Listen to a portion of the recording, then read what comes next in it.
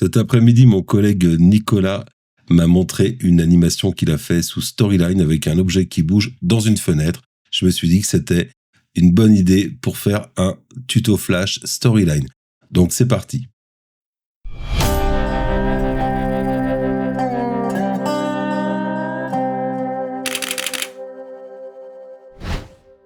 Dans mon nouveau projet Storyline, je dispose de deux objets, une image de fond que j'ai été téléchargée dans la Content Library et aussi une petite fusée là qui est ici, que j'ai trouvée aussi dans la Content Library.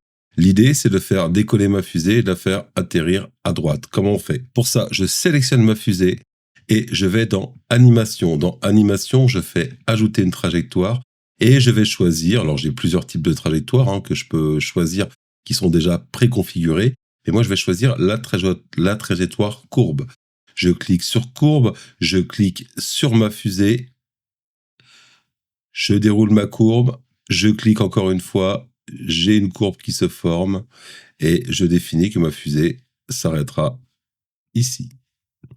Pour lâcher la courbe, il me suffit d'appuyer sur échappe et là, effectivement, j'ai bien une courbe avec un point vert qui m'indique le départ de la courbe et un point rouge qui m'indique l'arrivée de la courbe. Vérifions si ça fonctionne. Ça fonctionne. Maintenant, mon collègue m'a dit qu'il voulait que ça se fasse quand on clique sur l'objet. Alors pour ça, rien de plus simple. On peut observer que quand on crée une trajectoire d'un objet, un déclencheur est venu se créer automatiquement.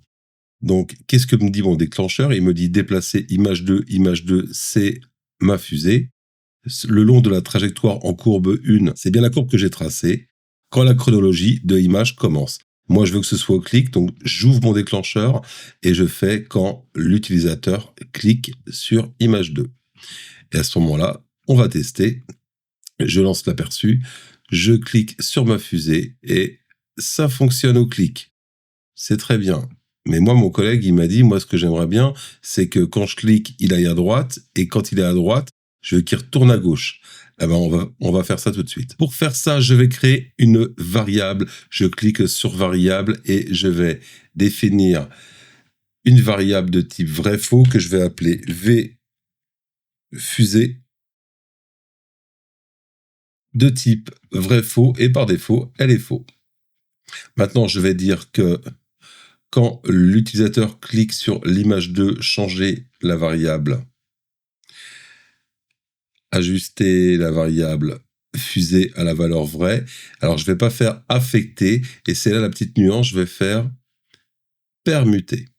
Donc, à chaque fois que je clique sur ma fusée, elle va passer de vrai à faux et de faux à vrai. Maintenant, ce qu'il me reste à faire, c'est faire la trajectoire retour. Pour ça, je sélectionne ma trajectoire aller, je fais CTRL-C, CTRL-V pour la dupliquer. Alors là, les deux trajectoires sont superposées. Maintenant, ce qu'il faut faire aussi, c'est définir un sens. On a bien vu que le départ était vert, l'arrivée était rouge. Eh ben, je veux que ma trajectoire 2, c'est celle qui est sélectionnée. Je veux inverser la trajectoire. Donc, je vais dans Options de trajectoire et je fais trajectoire inverse. Donc, on a l'impression qu'on n'a qu'une trajectoire, mais en fait, on en a deux superposées. Une aller et une retour. Donc, maintenant, ce que je vais reprendre mon premier déclencheur.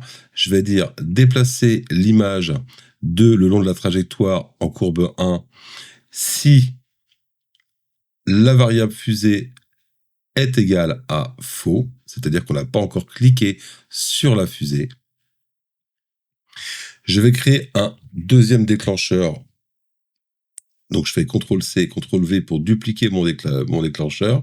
Et je vais faire déplacer image 2 le long de la trajectoire en courbe 2, qui a été créée et superposée, quand l'utilisateur clique sur image 2, si la valeur est vraie. Avant de tester si tout fonctionne, on va vérifier l'ordre de nos déclencheurs, déplacer l'image 2 si V fusée égale faux, ça va fonctionner.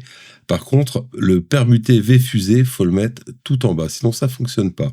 Donc là, on fait permuter la variable de vrai à faux en dernier. Donc, Storyline va d'abord analyser les deux conditions. Si V fusée est égal à faux, alors il va déplacer suivant la trajectoire en courbe 1. Si V fusée est égal à vrai, il va déplacer en courbe 2. Et après, il va changer V fusée. Donc, on va essayer de voir si ça fonctionne. Je vais dans Aperçu, cette diapositive. Je clique sur ma fusée se déplace d'un point A à un point B. Je reclique sur ma fusée retourne dans l'autre sens. Mission accomplie. Allez, ciao.